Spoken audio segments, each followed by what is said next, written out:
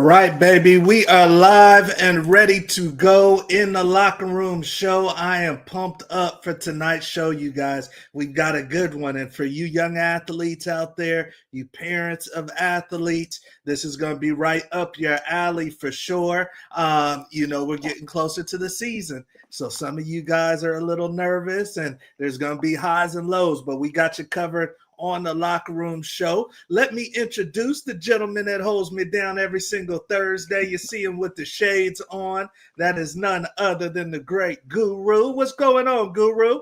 Oh man, I'm great. My guy on here. I'm feeling wonderful. And we live. So this gonna be a good one. It's gonna be a good one, man. I've been waiting to get 18 on for a little minute, man. He got a house full of killers too. It's gonna be good. Yes, indeed. And we're not going to bury the lead, ladies and gentlemen. This is somebody, like Guru said, former teammate of his, Rock Chalk Jayhawk, but he's cranking them out. He's cranking them out literally out of his house, him, his wife. The family has a lot of talent, but there's also some things that they've done right along the way. And he's got some advice. He's got some tips that he wants to share. He's got a young son at Boston College. He's got a kid over at Oklahoma. And then he's got one coming up through the ranks, you guys, that has a bunch of offers as well. So very excited to get with none other than the great Chad Coellner. How's it going, sir? It's going good. Thank you so much for having me on.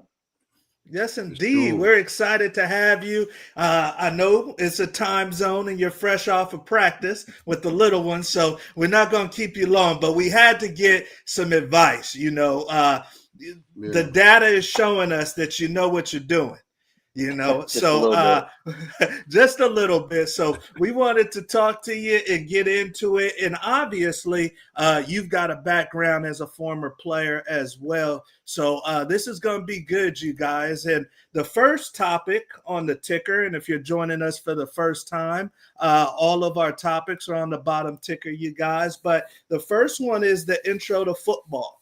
So you've got the two that just set off to college, and then you got the younger one coming up. I mean, are they introduced to football out of the womb? Is that something they get to choose on their own? How does it go down in the Coellner household? Well, I'm telling you, first of all, I chose right. And I married a great woman who was a former athlete at the Power 4 level. Okay. And she had the commitment as well as I did. And that made it really easy to throw them into just about any sport that they could try. Now, she was a soccer player in college, and they all tried their hand at soccer, but they were a little too violent and physical for the sport. So football became very natural for them, and it was a lot of fun.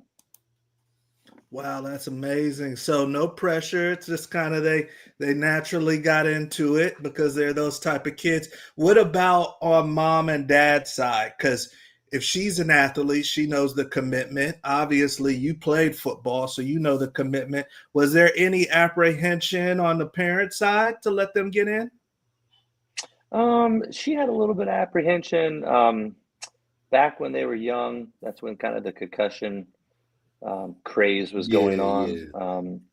I was very fortunate to be able to work with a surgeon, a neurosurgeon by the name of Terry Horner, who was sat on the board of about 5 guys on the global board that made that decision. And in private conversation with him, which really helped with my wife, he mentioned that, the only reason we're really going after football right now is because that's where the money's at.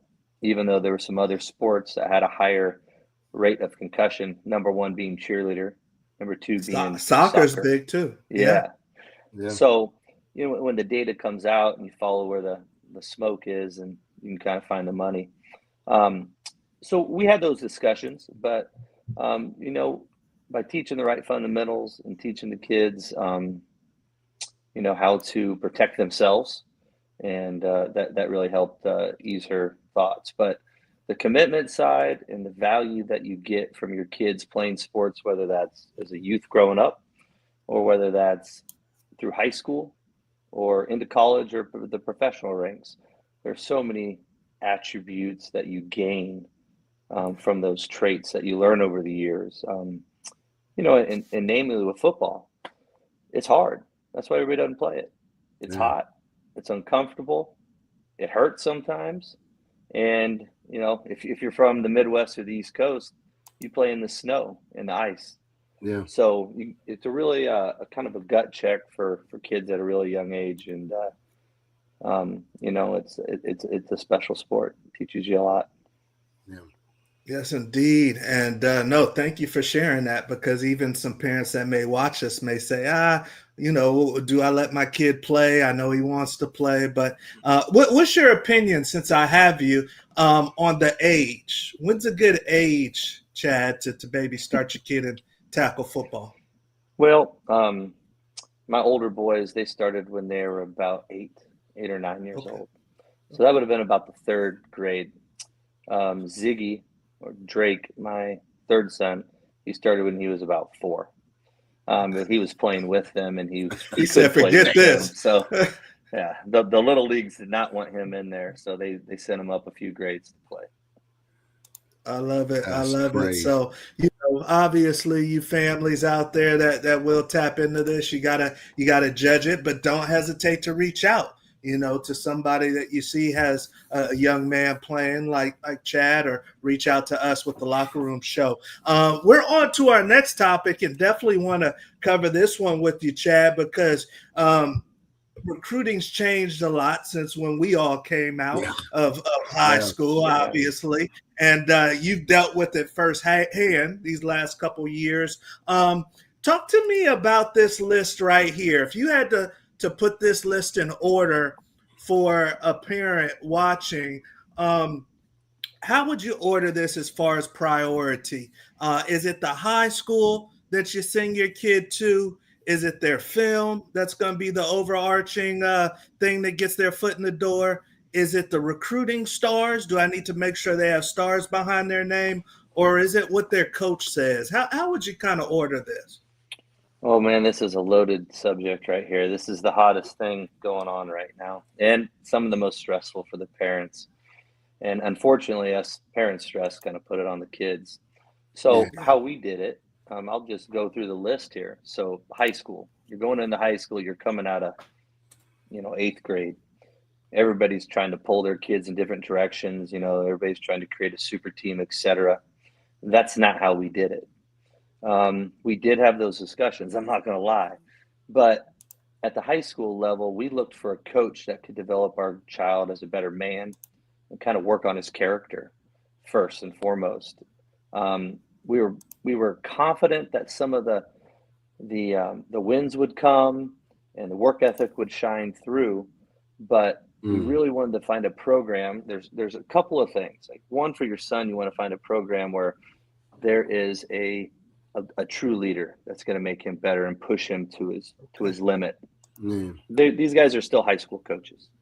That's what we all forget. If they were professional coaches, they'd be making a lot more money and they wouldn't be in a high school.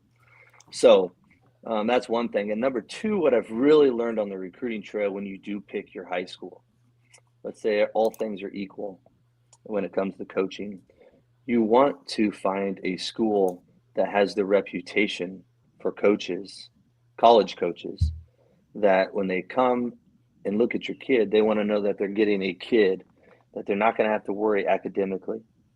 So that institution you go to has got to have high academics. They know that you're going to be college ready, and that means studying, test taking, notes, accountability. And those schools have a reputation. We chose a lot of schools recruited my kids at high school. We chose a public school in their backyard. It's a top 1% school for academics in the country. And by the way, it's the second largest school in the country for high school. Oh, wow. So we knew there'd be a lot of competition. Over 6,000 kids. So you don't want to, we're almost the size of Notre Dame. We're pretty big. Size of Miami Hurricanes, Crazy. So if your kid can get on the field, he can probably play, number one. Number two, school-wise, our kids had to come home and work. They had to work at academics. And, that's after practice, that's staying up late. So the coaches know when they come to our school that not only are they getting a good football player who beat out a lot of competition to get on the field, and showed some grit, but they also know that they're not have to worry about them going to school. They don't have to worry about them qualifying, because coaches' lives have shortened in this process. Their coaches, they're expected to do what most coaches used to get 5 or 6 years to do. They have to do it in year 2 or 3. So the pressure's on. So they can't really afford to miss like they used to on kids that, may be expelled, or there is no prop 48s, which I had a couple of those Quincy and I played with that were just phenomenal athletes. Yeah. They didn't get on the field. Yeah. Because of Real grades. talk. So they can't really overcome certain obstacles, and coaches don't have time for it. So make sure you pick a school that is investing in your kid off the field and in the classroom. Okay. Gotcha. Huddle's a big one, right? It's the most widely used platform in the country for film, for breaking down film, and for getting your links out there to college coaches. So if you don't have a Huddle account yet, do it. If you're the parent that has to develop the Huddle account for your child and do his highlights and stars, I'm sorry, but your kid is not a Division I athlete. He's not going to make it to that level. They've got to want it for themselves. You can't want it for more than them. So that's a big one. And then you get the stars, right? Stars are stars. They do help. They bring a lot of clout in what we live in now as a social media world. And the kids put a lot into that. But the truth of it is, if you have the talent, the stars are going to follow. Okay. And those stars don't come from not playing. You have to have the film to back it up. Facts. And so the high school with the grades, the high school with the good reputation, not just winning, but the good reputation flows into Huddle. That flows into getting your own stars. Okay. Those are so it's not one is more important than the other, but if you're meant to be on that field, you be on that field. With that hard work, you're going to get noticed, and you're going to be able to cut up your own film. You're able to put it out there. If you need help, I love it when a kid goes to their coaches and asks for help to make that Huddle film, not just mom or dad. There has to be a separation between mom, dad, and coach and dreams, right? They're their dreams. They're not our dreams. And that's the hardest part to realize. Yeah. So, all those three things lead to each other. Absolutely. All right. No, that's big right there. And thank you for clarifying that for some of the parents that are watching this. Like you said, maybe their kid is in the 8th grade. And what Chad is saying is that high school decision is going to trickle into the other ones being right where they need to be. So appreciate that. We're going to get with you, Guru, as far as this next topic, man. This one is interesting, and definitely want to hear Chad's opinion too. But with the portal and with NIL, does that minimize the value of the school logo and the network? Does that minimize the value of the diploma? If I can go get $600,000 from maybe a Texas Tech and leave Stanford or leave a Boston College, how do you see that playing out for a young athlete? I mean, well, it depends on if you're looking to play long ball or not, right? So, we said that actually, we had the youngin on, from Stanford, the quarterback, Mikey. He was like, man, you got to play long ball, man. So it's one of those things where, man, going to Duke versus NIL money, it's kind of like in the long run that, because see, this is what people don't understand. So sometimes, man, you go to prominent schools, it's like having an invisible black card. It's everywhere you want to be. And when people know that, like, a BC, Duke, OU, it's like you can literally damn near, man, assuming you're an upstanding person, man, you can damn near get in with, wherever you need to, wherever you want. The connections that you make are far more valued even than the money that you would accumulate from NIL, man. It's the relationships, right? That's what real wealth is built off of anyway. So that's how I look at it. What do you think, Chad? Because I mean, you were obviously going through this recruiting process, and then you will again with Drake. If Northwestern wants him, or maybe a Boston College with Anthony, but then another school, like I said, Tech is putting up a lot more money. Does Dad kind of step in and say, "Hey, we can do what the logo and the diploma can do with this money"? How do you play that? That's a great question, and it's stressful. First of all, for the kids and for the parents, it's real man. stressful. It's a real and it's real money. It's wow. It's makes dreams come true type money. So the good news is today everybody has, even the FCS schools.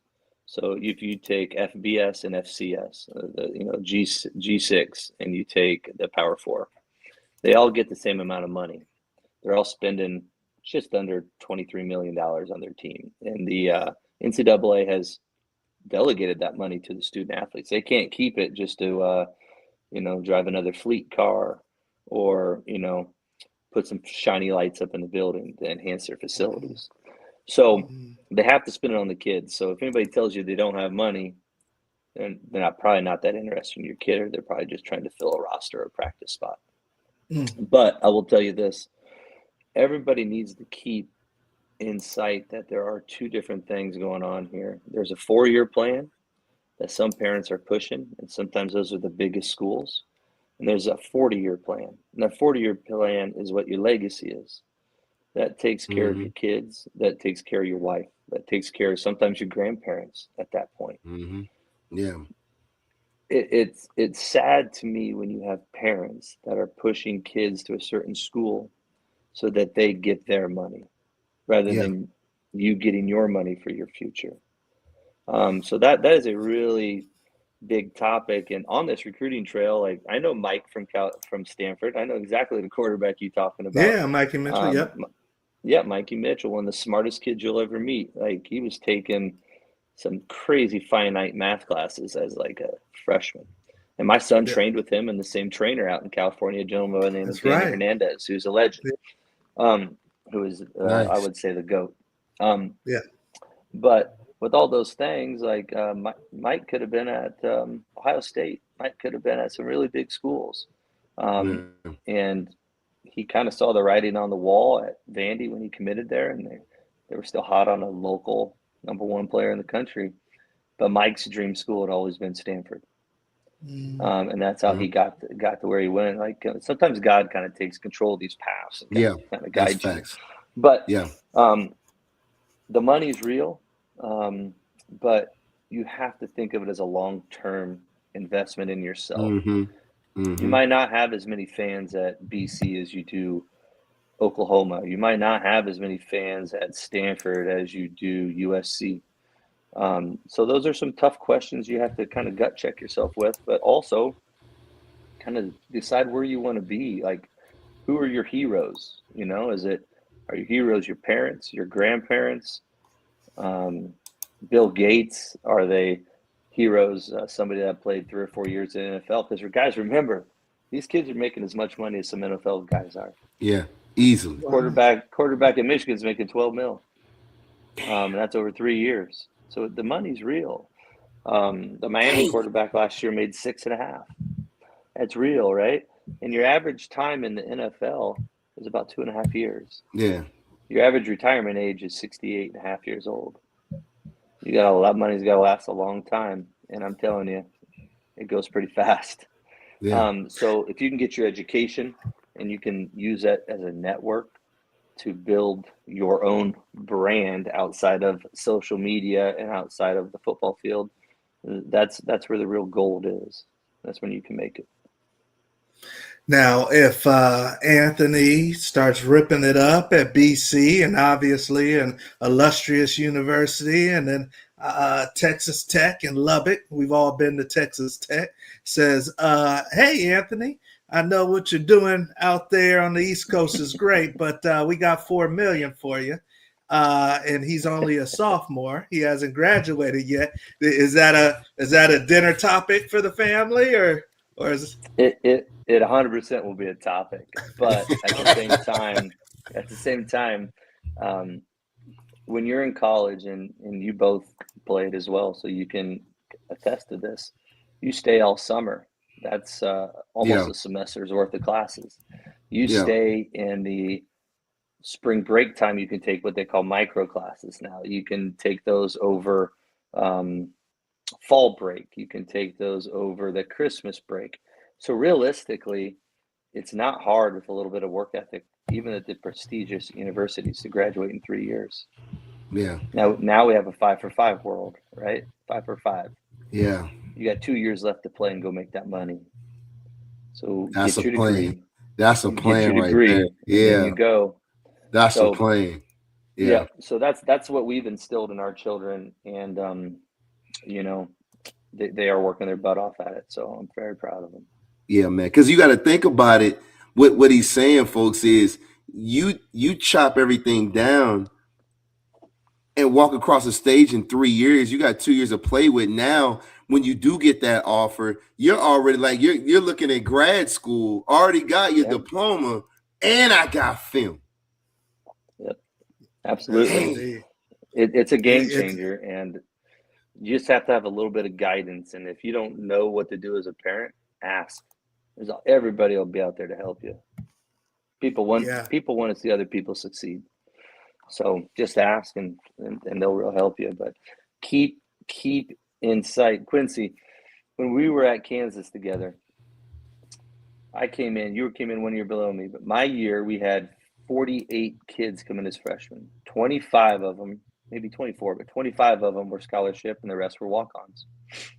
In 5 years, I graduated with 8 players, 8 total people.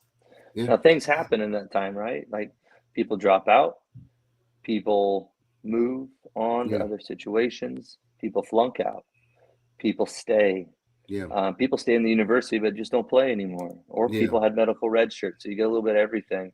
Yeah. But that just shows you how hard it is to get through that and through that time. So you've got to stay focused, and you've got to get your work done, man, for sure, and realize that education took me a lot farther than football did. Yeah. 100%. Oh, that's some good feedback right there. And you guys, I will tell you this. Go ahead. I will tell you this. You can take all of your NIL money and invest it.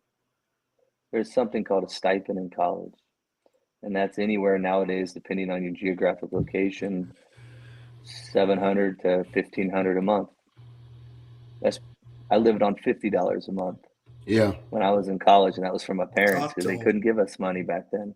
So you're still going to be living better than you did as a kid, and not asking your parents for money. You don't have to touch any of that.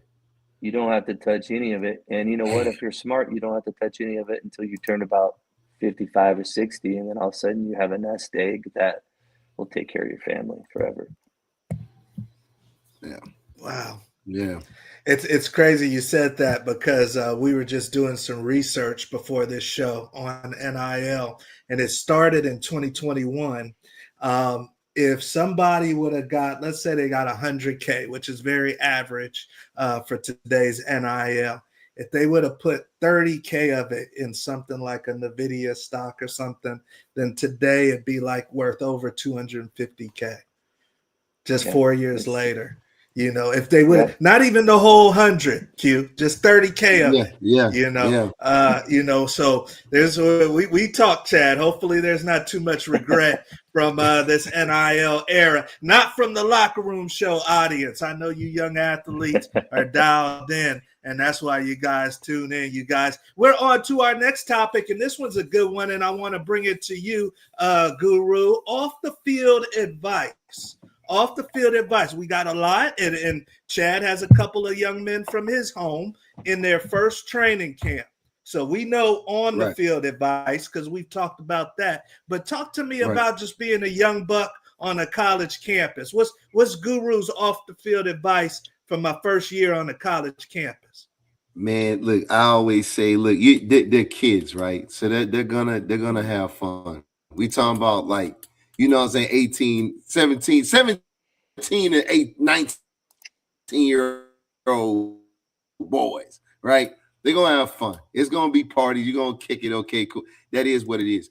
But I always, man, I learned that even off the field, man, try to take a little bit of that time, man, to continue with cultivating your craft. Do take a little bit of time, you know what I'm saying, and really, especially as a freshman, and we say this all the time on the show, man. If you're a young pup, man, get that playbook down pat, because that's what's going to get you on the field quicker. If you understand what you're doing, right, and you can play fast, dude, you're going to get an opportunity, because that's the whole thing about it. Aside from the academics is how quick can I get on the damn field, right? I came here to ball, right? So that's one thing that I would say, man, with off the field is, man, you can have your fun, but, man, take time, man, to do, film study, critique yourself, man, your reps at practice, man, and learn that playbook, dude, for sure. Okay. Chad, what's some good off the field advice for a young freshman going to college? We're fortunate at our high school. We have 4 former Super Bowl champs coaching on our staff. 2 linemen. Wow. A Super Bowl winner at safety, which benefits my kid, and at linebacker. So we're really, really lucky. And I would say what my kids learned from them that you have got to do is film, film, film. A lot of kids watch film and they're just looking at themselves and learning, looking for highlights and clicks.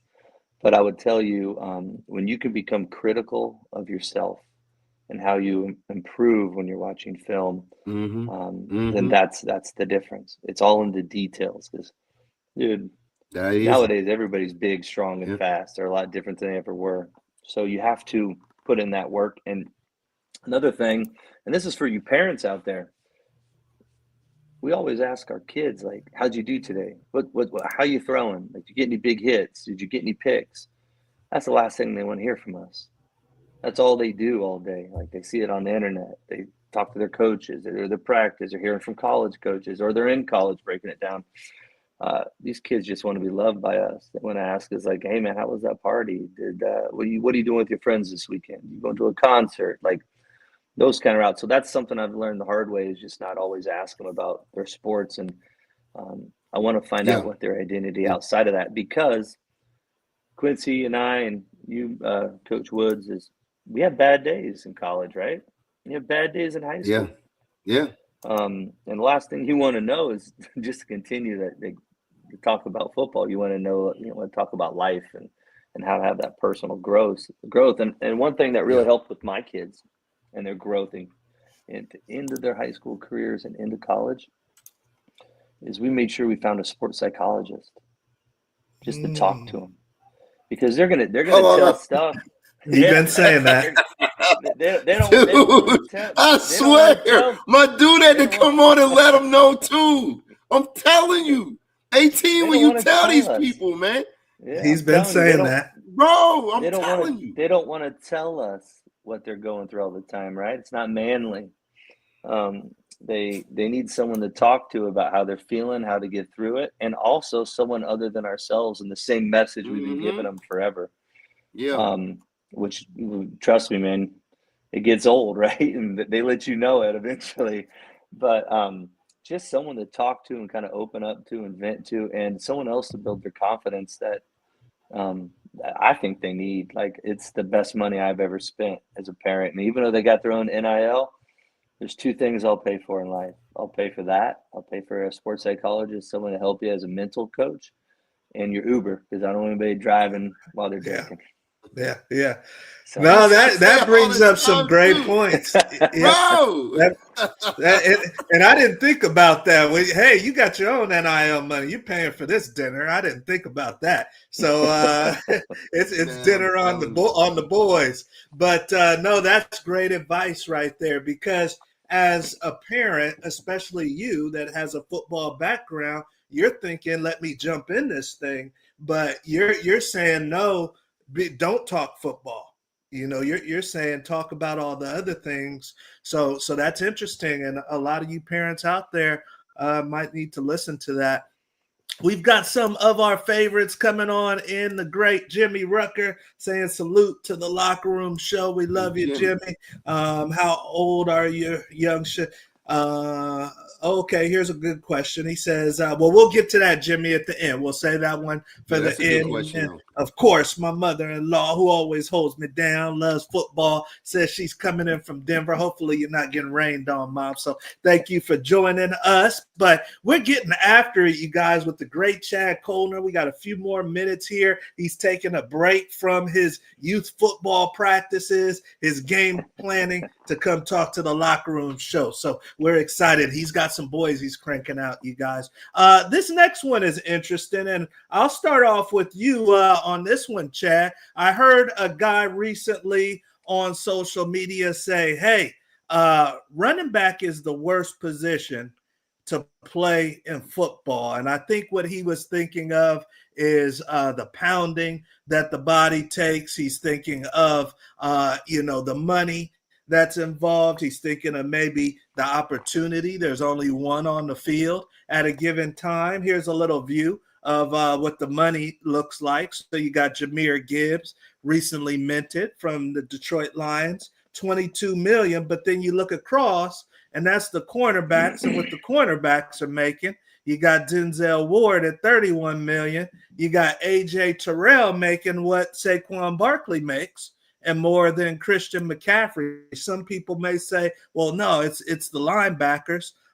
They don't get as much shine as the running back, and they got to do all the same contact. So right here, we got the receivers. Receivers are making a good living.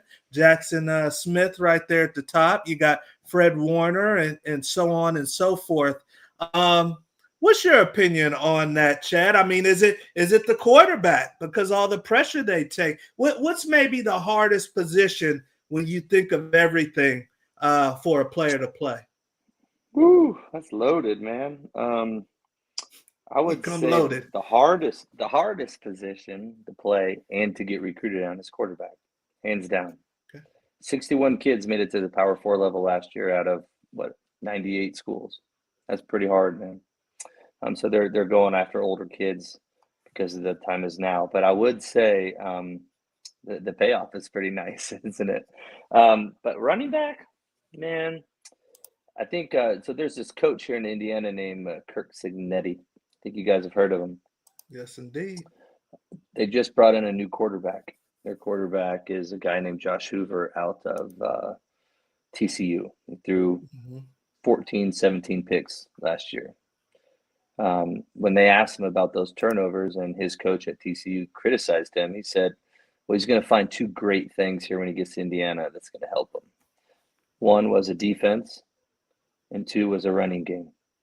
So you can't be great without everybody around you being great. So no, I would not tell a kid not to play that position at all. You're going to score. You're going to get the ball.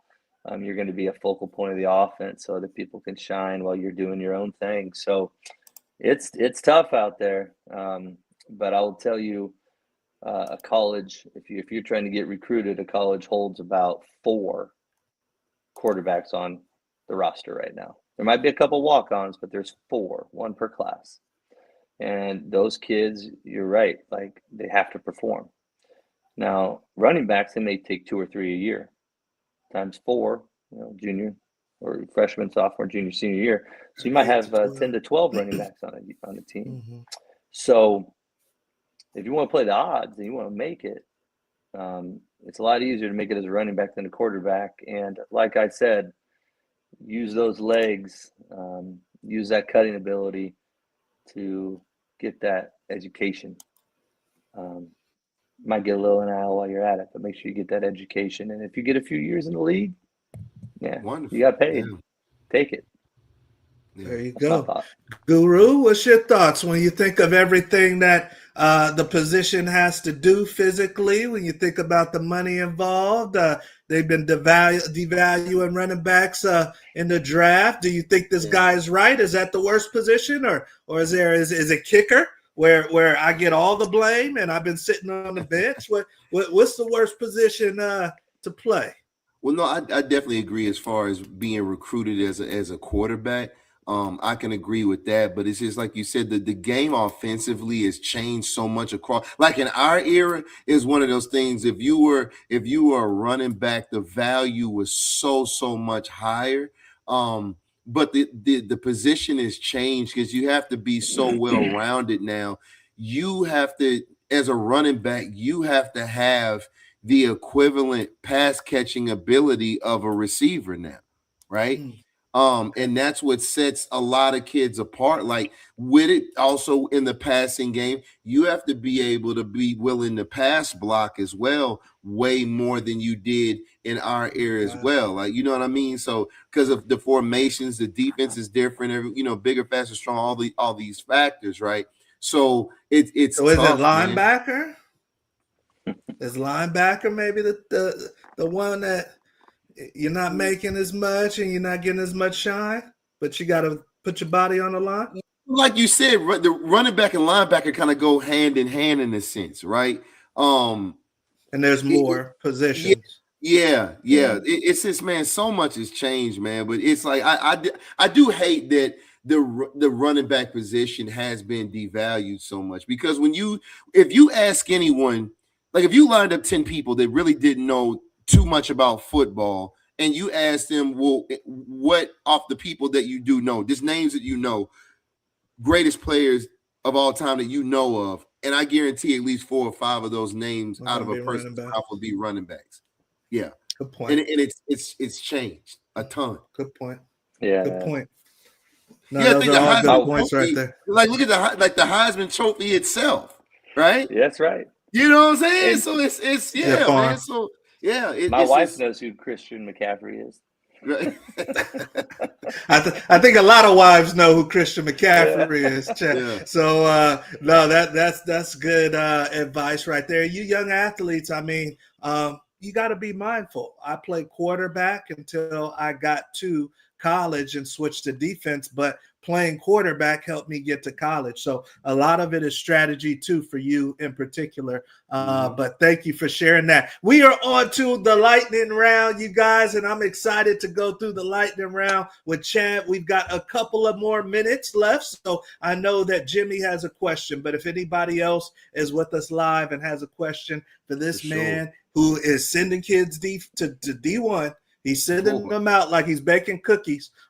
Then this is where you put in that question, you guys, and definitely see some of you guys already rocking with us. So I appreciate you. But we are on to the lightning round, so let me get the questions ready. And for those that are joining us for the first time, this is our version of word association. Word association, you guys. So our guest has 60 seconds. I'm getting my stopwatch ready. 60 seconds to say the first thing that comes to his mind as I say what's on my list. So let's get it going, unfiltered. We've got Mr. Coellner, and he's going to say the first thing that comes to his mind when I say what's on my list. Now, Chad, we don't just do this for fun. We don't just do this for fun, but we actually got a dinner on this. So maybe just you and your wife. I can't feed the whole family, but maybe just you and your wife. If you can get to 16 or more, then it's a dinner on the Guru and I. So if he can say 16 or more within 60 seconds, then he is in the mix. Well, he'll be tied with Darius Bell and Zaire Young for that top spot. Now, you guys know we're in different states. So he gets 1 protect delay, and he gets a possibility of 2 on the trivia question. So here we go. Let's rock and roll. The first thing that comes to your mind, Chad, and do not elaborate. We got to rip and run, baby. We got to rip and run. All right, number 1, and keep your mind open because we're going to get a little wild with this. We're going to get a little wild. All right, number 1. First thing that comes to Chad Coellner's mind. Carmel High School, go. Largest, most successful in the country. Terry Allen. D3 lineman. Justin Herbert or Jordan Love? Herbert. Chicken pasta or shrimp pasta? Chicken. Favorite movie snack? Popcorn. Run on hot coals or run from a bull? Hot coals. Trip to Spain or trip to Dubai? Spain all day. David Wimbush. Can't be tackled in the phone booth. Favorite ice cream flavor? He's rolling. Barry Garcia. Lane Kiffin. 50 seconds. Flighty. Childhood celebrity crush. Ooh, Salma Hayek. Peanuts or almonds? Time. Peanuts. Time. All right. Peanuts. All right. Peanuts. Like a I got superstar, you, dog. he shoots his Give last him that shot. one. We'll give him the peanuts right there. And he was rolling. He's going to be close, ladies and gentlemen. He's For going to sure, be close for sure. to the 16 to tie, 17 to win. Now he gets one for tech delay. So whatever his score was, he gets one more. And then he can get two. He can get two in the trivia question. All right, let's see if he can get to 16. Number 1, Carmel High School, where his kids are. He says largest, most successful high school in the country. Number 2, Terry Allen, his old coach at Kansas, D3 lineman. Number 3, Justin Herbert or Jordan Love. He says Justin Herbert. Number 4, chicken pasta or shrimp pasta. He says, give me the chicken coach. Number 5, favorite movie snack. He says popcorn. Number 6, run on hot coals or run from a bull. He says, give me the hot coals. Number 7, trip to Spain or trip to Dubai. He says, take me to Spain. Number 8, his old running back, David Wimbush, can't be tackled in a phone book. I could attest to that at Colorado one year. Number 9, favorite ice cream flavor, Barry Garcia. I'm rocking with you on there. Number 10, Lane Kiffin. This one took a little bit of the time. He says flighty. Number 11, childhood celebrity crush. He knew that one. Selma Hayek. Number 12, peanuts or almonds. He says peanuts. So with the tech delay, he's at 13. He's at 13, and he can't win. He can't win overall, but he can get number 2 with the trivia question because he can get 2 points. I think what killed you was the Lane Kiffin, as Lane Kiffin kills people sometimes. So I think that held him back a little bit right there. But Guru, do we have a trivia question for our guest? For sure. Okay, so the trivia question for the night is, who has the most single season punt return yards in Big 12 history? Now, I know initially who I thought, and we didn't play it against all 4 of these dudes. All 4 of them were a problem, a major problem. But it was 2 of them that were just like, come on, man, right? So, 18, who you got, man, out the 4? I know the touchdown leader is Allen, or was Allen. But God dang, that Dante Hall was nasty. So I'm gonna go with Dante Hall. Guru, that was a good guess. Actually, it's Wes. Damn it! Come on, Wes Welker. Dude, Wes was a problem though, man. He was a problem. He was a problem in the slot and as a return. Wes was a problem, dude. And as crazy as it sounds. As crazy as it sounds, because I would have guessed either Dante or Allen, and like you said, the Big 12 was so stacked back then. But as crazy as it sounds, Gross was actually number 2. He was only 20 yards under Welker. He was at 7. Gross used to break him, and Welker was at 752 all-time punt return. Yeah, so, but the crazy thing is, like we were saying earlier, Wes was a running back in high school. Mm-hmm. He was a running back in high school. That's why I'm saying, man, you got to be multifaceted, man. But yeah, he was a great player. I got a trivia question for you, Q. What's that? Uh-oh. What's the only one of those 4 that scored on us while we played together? Only one? There's only one. I think Allen broke one. Allen? He absolutely did. Yep. We were at home. Me. Yep. He broke one at home. I remember. He absolutely did. Yep. I knew the rest of them didn't score. Yeah. They were tough back there. And it's like as soon as he left, then here come Aaron Lockett. Like, God damn. They did. We'll get back to so very close right there. And like we said, Lane Kiffin tripped him up a little bit. But let's get back to this question, then we'll let you go, Chad. I know you got a big scrimmage tomorrow. How old should a parent, basically is what he's saying, look into the sports psychologist? What age do you think? I don't think that's an age question. I think You parents know your kid. You really know your kid. You know your kid better than anybody else. Facts. You know when he's struggling, and you know when you need someone else to step in. Once your relationship starts to become combative, when you're trying to help say the right things to him and trying to guide him, it's not that you're saying the wrong things. He just needs a different message from somebody else. So I would say they start going through some changes when they're in junior high and into high school. And they got a lot more pressure from social media. So I would say the end of junior high, beginning of high school, just kind of look for those signs, unusual patterns of stress on those kids.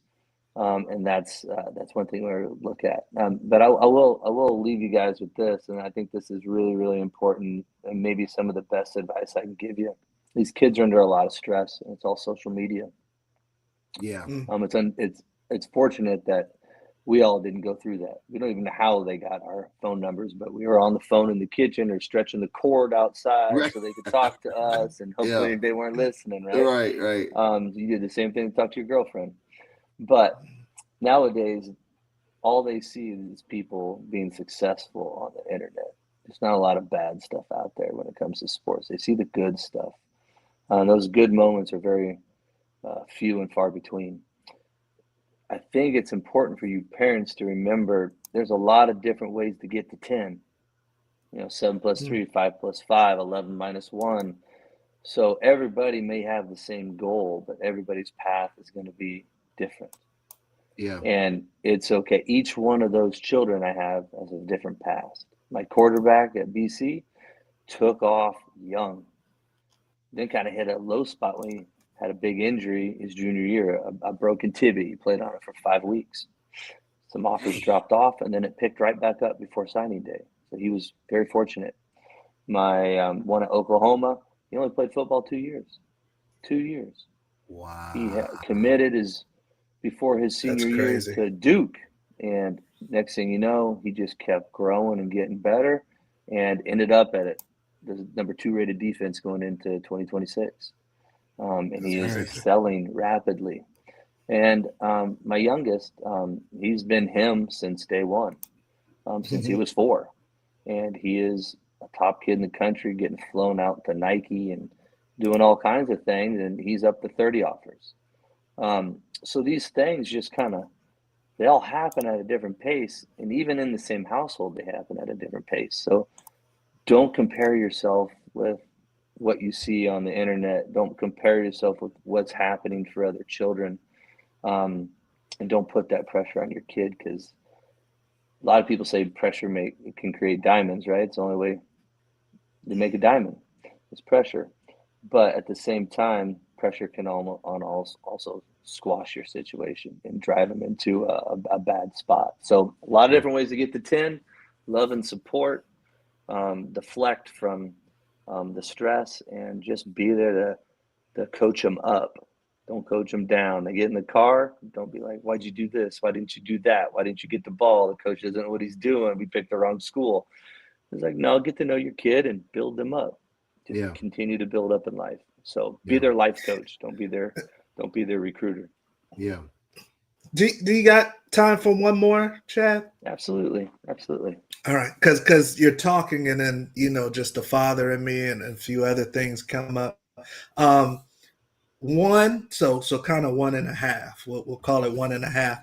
One, do you have to manage, because we do have some quarterbacks in our program. If I'm a father of a quarterback, I'm sending my kid off to a big school. Is the management of their journey a little bit different than maybe just my kid who plays DB? Does that weight of the quarterback make your antennas go up a little bit more as a parent, or should it? Absolutely, it does. They are not like the rest of the players. They are held to a different standard by the coaches in college.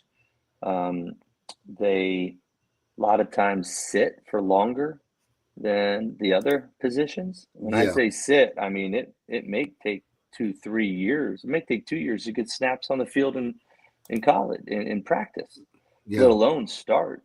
And if you look at it, I think it's like a 92% rate that 5 stars transfer. Very few of them ever stay there. In the class of 2020, or 20, whatever Peyton Manning's kid is. He had 22 or 23. I think Can't remember. 22. Yeah. 22. Arch. He's the only 5-star at the same That college stayed. he started with. Wow. So Dang. put that That's- into perspective, how hard it Wow. is at that position just to be able to grow into who you know you can be. It's a lot. Well, and think of the work. These are 5-star quarterbacks. Think of the work that those staffs put in to even get those kids, and they're all gone. And they leave. So, quarterback parents, I pray for you, man. It's a tough road. It's worth it, but it's a tough road. They get a lot more criticism than they should, and they get a lot more praise than they should when something good happens or bad. So just know that they're going through a lot, and all you can be there is to help pick them up and teach them that, good things come to those who wait. Wow. Okay. So yeah, there's no sense in beating around the bush. If you have a young quarterback in your home, you just got to be a little bit more dialed in. It's a different process. My other quick question before we let you go, and this has been a masterclass. Thank you. Definitely got to have you back on as we get through the season. My other question was the girls. You got handsome young men that are obviously talented. As a father, especially a father of kids that are like elite, these kids are getting NIL money, Yeah. Is the dating thing just, hey, go do you and you'll figure it out? Or are you also watching who's watching them and who they're dating? I mean, how does a parent handle the dating thing with a very, very talented athlete? Yeah. Whew, man, you're right. The girls are there. They're coming. But fortunate or unfortunate, not a lot of us marry our high school girlfriends. So that's a great time to stay focused and just lock in and have some platonic, casual relationships, but not necessarily a serious relationship at that age. When they get in college, it's a different story. We're not there to protect them as much as we could. But I would say, young men, if you're out there, don't let a female take away from your dream, meaning demanding time, demanding your presence. Find yourself a female that's there to help highlight what you're trying to do, help trying to push you to be a better player, person, whether it's studying, whether it's going running with you, whether it's just being there to be a shoulder to help pick you up. But if you find yourself arguing with the young lady, if you find yourself feeling stressed about figuring out how to split your time to make sure you give her what she thinks she needs and what you need to be great at something, it's probably time to move on. Okay. Yeah. All right. Yeah. I love it. That's Definitely. plain and simple right there. Yeah. Plain and simple for you young athlete. Don't lose your dream. Don't lose your dream. All right. So, hey, that is the great Chad Coellner. I see a couple people joining late. This was a lot of advice, a lot of tips. You guys run this one back because this man is cranking them out. And Chad, we truly appreciate your time tonight. Appreciate you guys. It's great to see y'all, man. And I look forward to coming back on soon. Oh, definitely. Yes, definitely. indeed. All right, you guys. So that is the great Chad Coellner. Q, your guy right there came through. Man, that's my guy, man. Hey, man, that boy got a house full of X-Men, dog. Like, seriously, man. Like wrap your mind around that. Like, you are a dad of 3 D1 killers in a household, man. Like, that's a legacy in and of itself. That's crazy. Yeah, and they're like, people are trying to get one kid. People are trying to get one kid in school. Nonetheless, you know what I'm saying? You're talking D1. He got 3. 3, dude. Talented. Out of Indiana. The boys taking pictures with Juju and Coach and like, come on, man.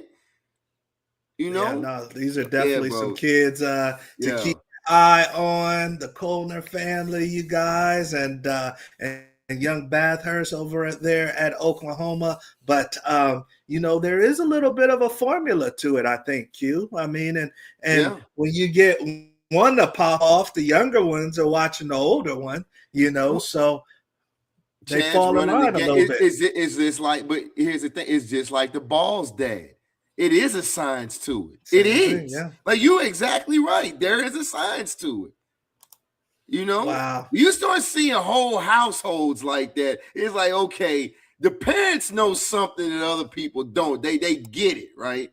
He said his wife was an athlete as well. Yeah, for sure. Yeah, for sure. And that's one thing I said before too. It's like when you made the comment on dating. Well, hell, it's like I get, maybe every girl that you run across is not going to be a D1 athlete. But I tell you one thing, if you are dating another D1 female athlete in college, she's got as much to lose as you do. That might be something that's going to work out a heck of a lot better than a regular girl.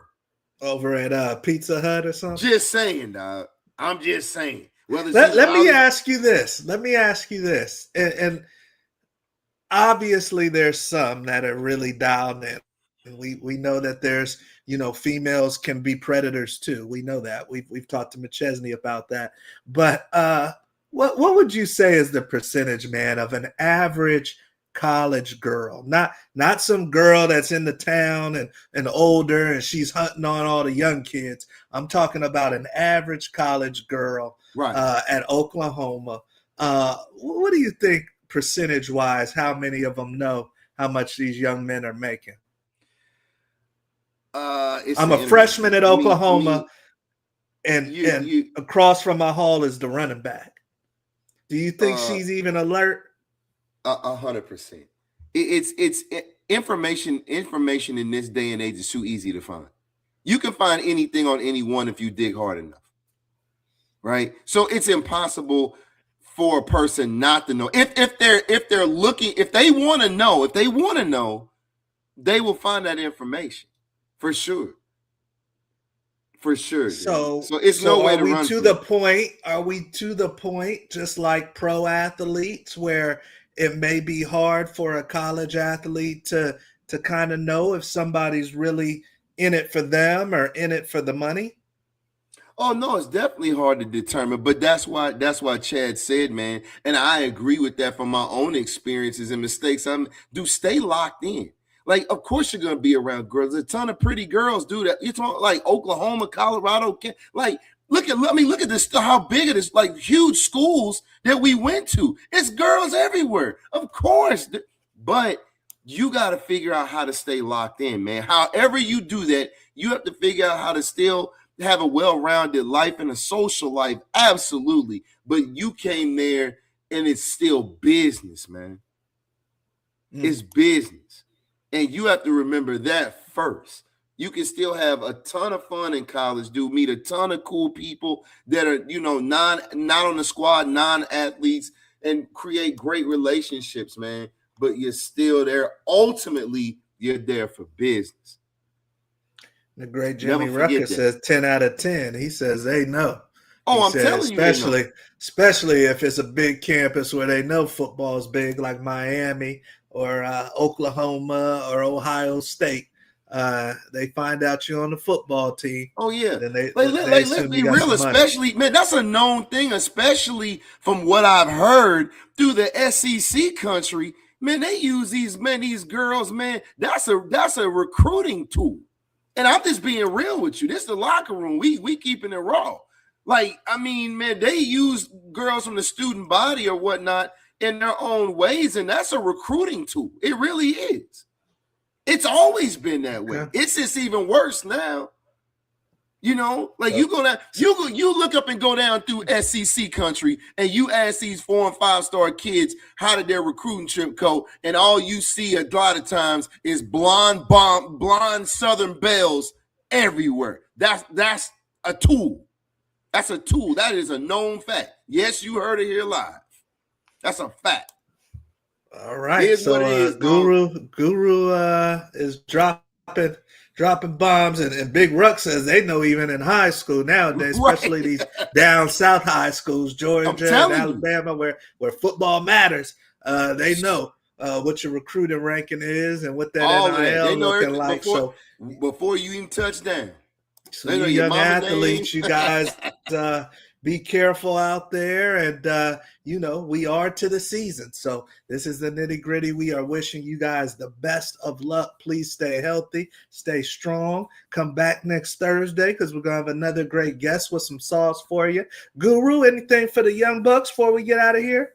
Hey, man. Hey, it's about to be week 1. It's going down. So if you ain't ready, you better get ready because it's going down with or without you. You heard the man. We'll see you at the top. Have a good one.